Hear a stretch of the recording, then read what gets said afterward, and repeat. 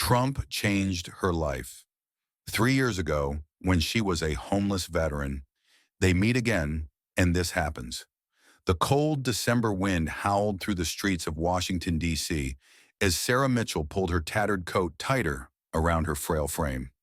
She had gotten used to the sting of winter air, the hardness of park benches, and the pitying glances of strangers.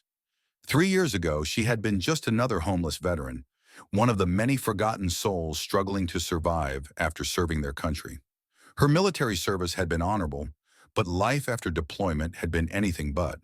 PTSD, financial troubles, and an uphill battle with the VA system had left her without a home, wandering the streets with nothing but a duffel bag and the hope that tomorrow might be better.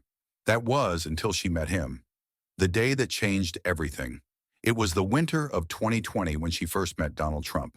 He was still in office, and the country was in the middle of intense debates about veteran care. Sarah had been standing in the cold, holding a sign near the White House, not begging, just hoping someone would listen. Veteran, no home, no hope. Most people ignored her. Some dropped a few coins. Others walked by without so much as a glance. But then a black SUV pulled up, and the window rolled down. "Hey," came a voice, deep, familiar. She turned and froze. Sitting inside, looking at her with furrowed brows, was President Donald Trump. For a moment, she thought she was hallucinating. "You're a veteran?" he asked. She nodded, still unable to find her voice. "What's your name?" Sarah, sir," she stammered.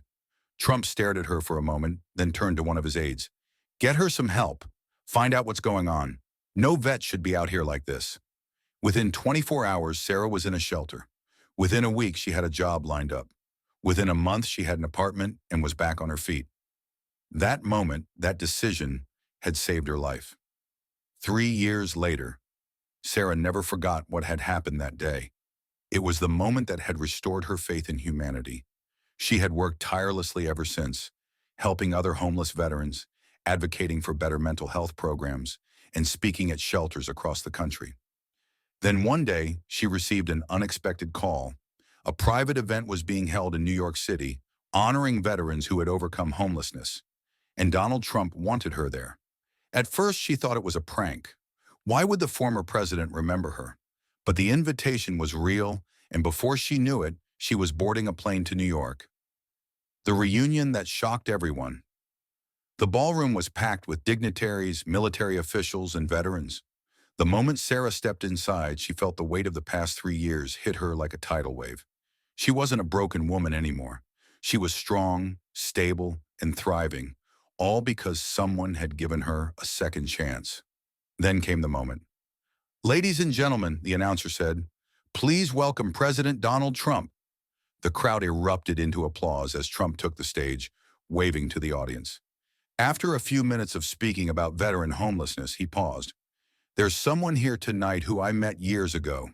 I saw her in the streets of D.C., holding a sign, fighting for survival. And today, she's helping others survive." He looked directly at Sarah.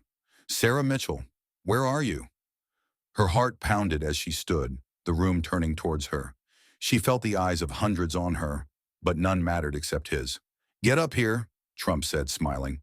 With shaky legs, she walked to the stage. "Do you remember me, sir?" she asked nervously as she approached the podium. Trump grinned. "Of course I do. I said we'd get you some help, didn't I?" The audience chuckled. Sarah felt tears well in her eyes. "You changed my life," she said, her voice breaking. "I don't know if you even knew what that day meant to me, but you didn't just give me help. You gave me hope. I wouldn't be standing here today without you." For the first time, Trump looked visibly moved. He patted her on the shoulder. "You did the work, kid. I just made sure you had the chance." The room exploded into applause. Cameras flashed. Reporters rushed to capture the moment.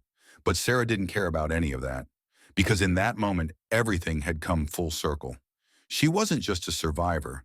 She was proof that second chances could change lives. And for the first time in years, she felt truly free.